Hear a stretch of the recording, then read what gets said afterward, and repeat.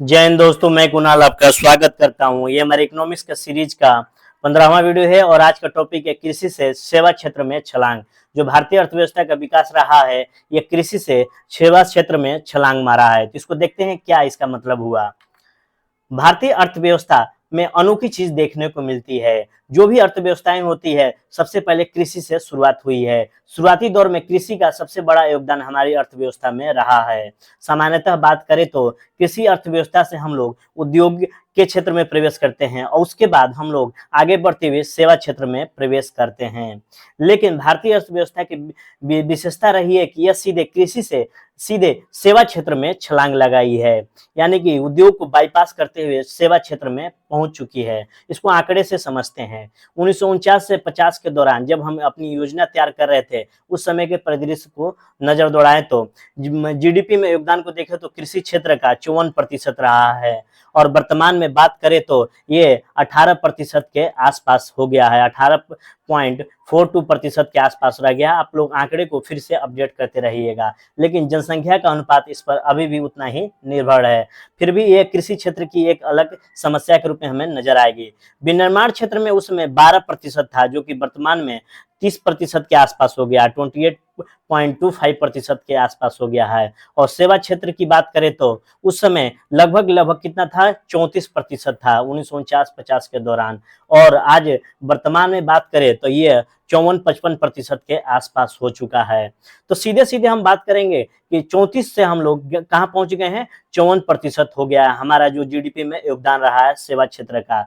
सीधे 34 से 54% हो गया और कृषि क्षेत्र में कमी आई है। कृषि क्षेत्र में कितनी कमी आई है आप लोग देख लीजिए, ये 18-19% के आसपास है।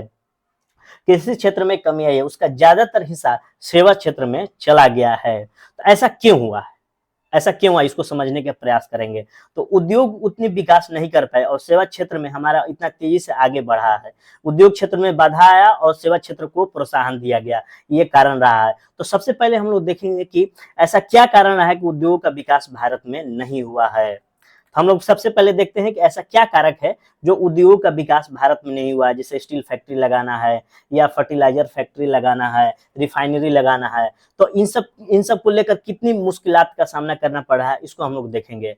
तो भारत की अर्थव्यवस्था कृषि से डायरेक्ट सेवा क्षेत्र में प्रवेश की है, इसके पीछे कारणों को तलाशेंगे। तो सबसे पहले हम लोग देखेंगे कि उद्योग लगाने के महत्वपूर्ण कारक कौन कौन से होते हैं। तो सबसे पहले देखेंगे कि उद्योग लगाने के लिए भूमि चाहिए और भारत में भूमि अधिग्रहण, लैंड एक्विजिशन करना आसान बात नहीं है। जैसे कि एग्जांपल लेते हैं, बंगाल में सिंगूर में नैनो कार लगाने के लिए भूमि अधिग्रहण की बात चली थी और देखे थे कि कितने बड़ा आंदोलन का रूप ले लिया था, कितना मुश्किलात का सामना करना पड़ रहा था। उसके बाद देखेंगे कि अच्छी और सस्ती परिवहन की सुविधाएं होनी चाहिए। अगर अच्छी और सस्ती परिवहन की सुविधाएं नहीं होगी तो वस्तु का लागत मूल्य बढ़ जाएगा और वस्तुएं महंगी हो जाएगी और बिकेगी नहीं।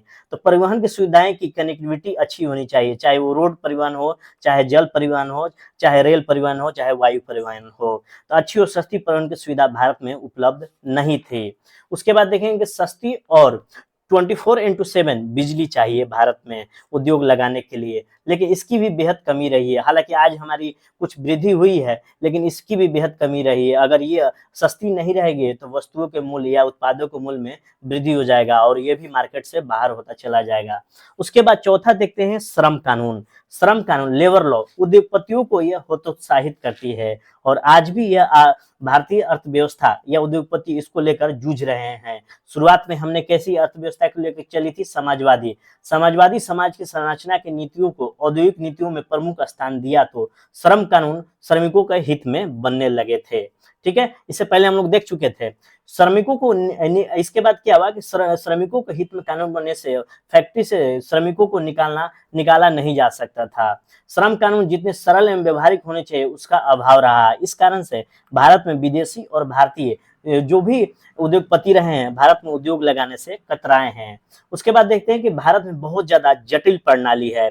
उद्योगों को इस प्रणाली से पार पाना मुश्किल था, जिसका लाभ इंस्पेक्टर राज कर उठा रहे थे। कोई भी उद्योग लगाने के लिए सरकार से अनुमति लेनी पड़ती है, ठीक है ना, जिसमें पर्यावरण, वन, जल संबंधी अनुमति लेनी पड़ती है। यहाँ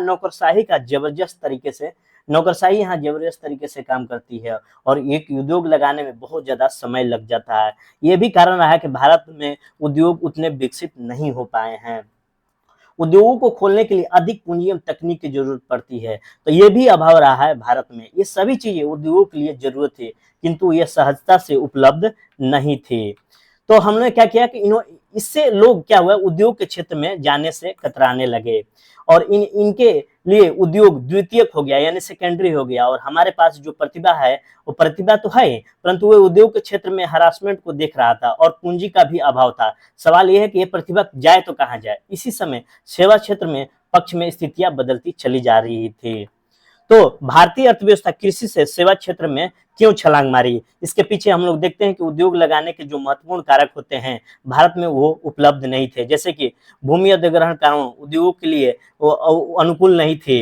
अच्छी और सस्ती परिवहन की सुविधा भारत में नहीं थी। सस्ती और 24x7 बिजली बहुत ज्यादा उपलब्ध नहीं थी। श्रम कानून श्रमिकों के हित में थे। कोई भी उद्योग लगाने के लिए सरकार से अनुमति लेनी पड़ती थी। यहाँ नौकरशाही का बोलबाला था और उद्योग खोलने के लिए अधिक पूंजी और तकनीक की जरूरत पड़ती है।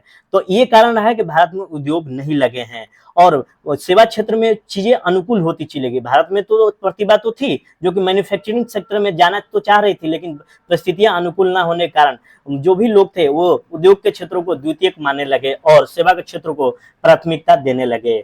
तो सेवा क्षेत्र में क्या हुआ कि 1991 के बाद एलपीजी रिफॉर्म हुआ, लिबरलाइजेशन, प्राइवेटाइजेशन और ग्लोबलाइजेशन के बाद विश्व बाजार से हम लोग जुड़ते चले जा रहे थे और चीजें तेजी से बदल रही थी। दुनिया हमारे से जुड़ रही थी, हम दुनिया में प्रवेश कर रहे थे। एक दूसरे से संपर्क बढ़ता जा रहा था और आउटसोर्सिंग हम लोग यानी घर बैठे विश्व के कामों को कर सकते थे। ये सारी चीजें होने लगी। इससे सेवा क्षेत्र में जबरदस्त तरीके से फैलाव हुआ और जिसमें आईटी प्रोफेशनल ने बहुत महत्वपूर्ण योगदान दिया। हम जानते हैं कि भारत इंग्लिश स्पीकिंग वाला देश है। जापान और चाइना जो भी थे, भारत उससे ज्यादा इंग्लिश स्पीकिंग वाला देश था। हालांकि इन लोगों ने अपनी स्थिति सुधारी इंग्लिश में, ताकि दुनिया से जुड़ना चाह रहे हैं। विकसित देशों को इंग्लिश बोलने वाले की जरूरत है, इंग्लिश बोलने की जरूरत है, क्योंकि आउटसोर्सिंग के माध्यम से हम लोग उनको सेवा उपलब्ध करा रहे हैं। इससे हम अंतर्राष्ट्रीय सेवा उपलब्ध कराने के लिए अवेलेबल होने लगे। इससे हम अंतर्राष्ट्रीय सेवा धीरे धीरे उपलब्ध कराने लगे। और इसके साथ साथ क्या हुआ कि भारत में संचार क्रांति आ गई, जिसमें इंटरनेट और टेलीकॉम अपनी प्रमुख भूमिका निभाई। इसके माध्यम से हम दुनिया के किसी भी कोने में अपनी सेवाएं दे सकते थे। दुनिया किसी भी कोने में सेवाएं दे सकते थे और आईटी के जरिए दक्षता हासिल किए और इंग्लिश के जरिए हमारा माध्यम था जिससे लोगों से हम लोग जुड़ गए। फलस्वरूप तेजी से टूल्स के रूप में इंटरनेट और टेलीकॉम हमारे हाथ में आ गए और सेवा क्षेत्र आगे बढ़ते चला गया। इसके अलावा हम बात करेंगे कि भारत में श्रम की बहुलता है, रिच इन ह्यूमन रिसोर्सेज।